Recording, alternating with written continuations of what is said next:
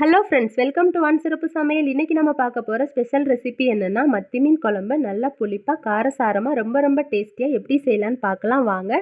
அதுக்கு 1 கிலோ மத்தி மீன் எடுத்து வச்சுருக்கோம். இந்த மாதிரி இருக்கும். இதை வந்துட்டு நல்லா 2-3 டைம் தண்ணியில் வாஷ் பண்ணி அதோட வயிற்று பகுதியில் இருக்கிற வேஸ்ட்லாம் ரிமூவ் பண்ணிவிட்டு செதில்லாம் ரிமூவ் பண்ணி நல்லா கழுவி எடுத்து வச்சுருக்குறோம். இப்போ இதில் 1/4 ஸ்பூன் மஞ்சள் தூள், 1/2 ஸ்பூன் கல்லுப்பு சேர்த்து நல்லா தேய்ச்சி கழுவி எடுத்து வச்சுக்கலாம்.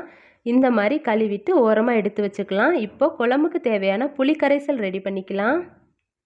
அதுக்கு பெரிய லெமன் சைஸ் புளியை எடுத்து 1/2 மணி நேரம் ஊற வச்சு கரைச்சி எடுத்து வச்சுக்குவோம்.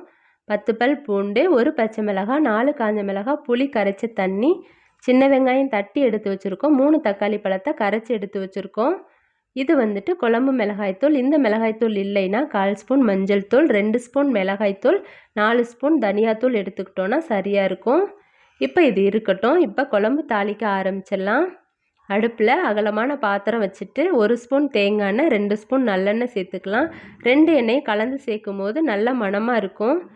இப்போது 1/4 ஸ்பூன் வெந்தயம், 1/2 ஸ்பூன் ஜீரகம், 1/2 ஸ்பூன் கடுகு சேர்த்து நல்லா பொரிய விட்டுறலாம். அது பொரிஞ்சதுக்கப்புறமா எடுத்து வச்சுருந்த பூண்டு பற்களை அதில் ஆட் பண்ணிக்கலாம். இப்போது அது கூடவே 4 காஞ்ச மிளகாய், 1 பச்சை மிளகாய் சேர்த்துக்கலாம். பச்சை மிளகாய் கண்டிப்பாக சேர்த்துக்கோங்க. இந்த பச்சை மிளகாயோட ஃப்ளேவர் வந்து மீன் குழம்புக்கு ரொம்ப நல்லாயிருக்கும். இப்போது கருவேப்பிலையும் சேர்த்துட்டு நல்லா பொரிய விட்டுறலாம்.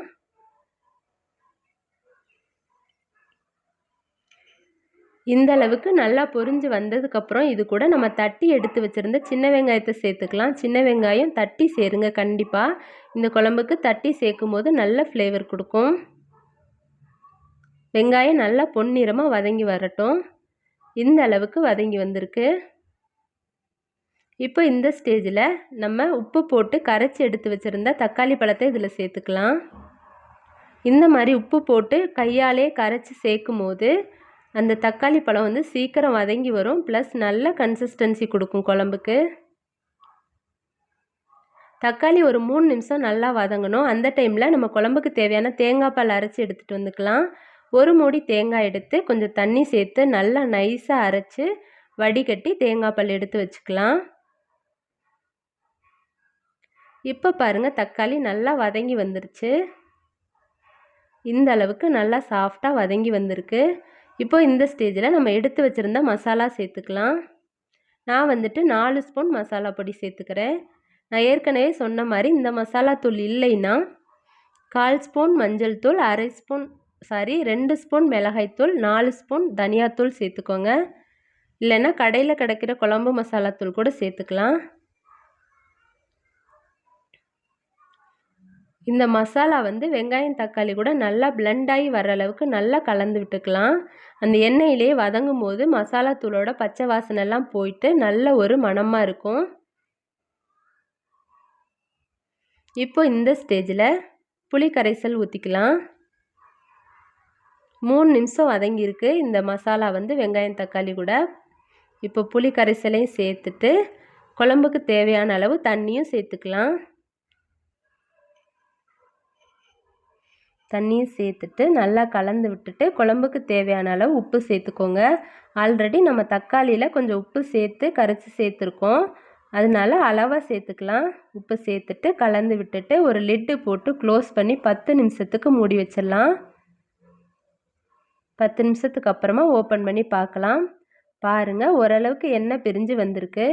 ஆனால் குழம்பு இன்னும் கொஞ்சம் தண்ணியாக இருக்குது.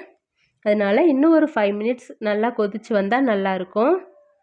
திரும்பவும் மூடி வச்சிட்டோம். இப்போ ஓப்பன் பண்ணி பார்க்கலாம். பாருங்கள், நல்லா குழம்பு கொதித்து பூண்டெல்லாம் நல்லா வெந்து மேலே வந்திருக்கு. எண்ணெயெல்லாம் நல்லா பிரிஞ்சு வந்துருச்சு.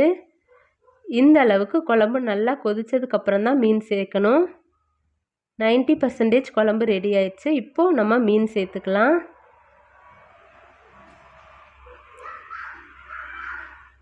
மீனை இந்த மாதிரி கரண்டியில் எடுத்து பொறுமையாக சேர்த்துக்கோங்க.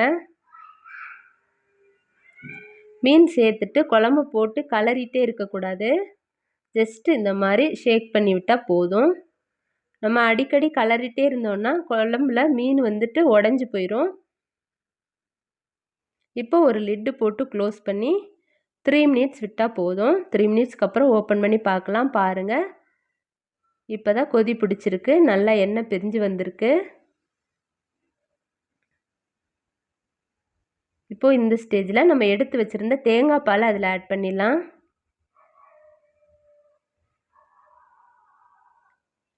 தேங்காய் பால் சேர்த்துட்டு ரொம்ப கலந்து விடக்கூடாது. இந்த மாதிரி லைட்டாக ஷேக் பண்ணி விட்டால் போதும்.